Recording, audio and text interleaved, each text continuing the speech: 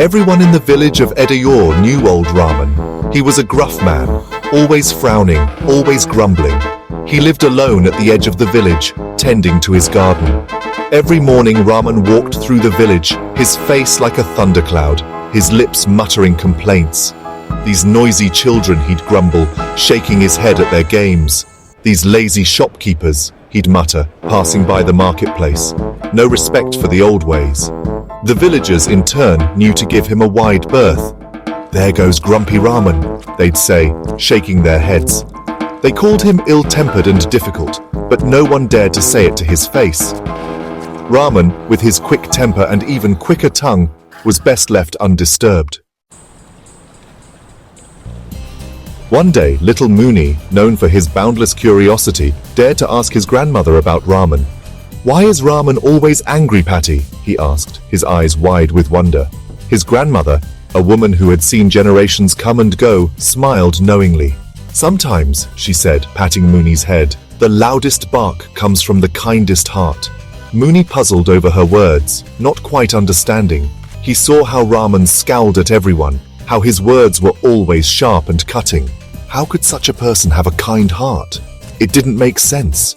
Mooney, however, was determined to unravel the mystery of Raman's anger.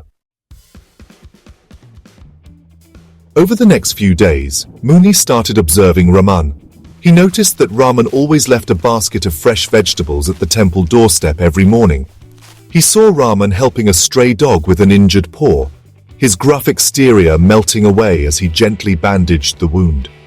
One particularly hot afternoon, Mooney watched as Raman offered water from his own earthen pot to a tired, thirsty traveler. The traveler, initially taken aback by Raman's gruff demeanor, was surprised by his act of kindness. Word of Raman's small secret acts of kindness started to spread through the village. The villagers, who had always seen only his anger, were surprised. Could it be true that Raman wasn't as bad as they thought? One evening, the village elders visited Raman. They wanted to know why he was always so angry, why he hid his kindness behind a mask of gruffness. Raman, taken aback by their visit, finally shared his story. He told them of his wife, a woman known for her gentle nature and her infectious laughter. He spoke of her untimely death, of the grief that had consumed him, leaving him unable to express anything but anger. The villagers listened, their hearts heavy with understanding.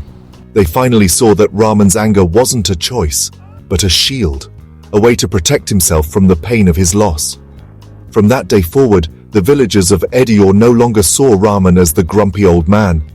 They saw him as Raman, the grieving husband, the man with a kind heart hidden under thorns.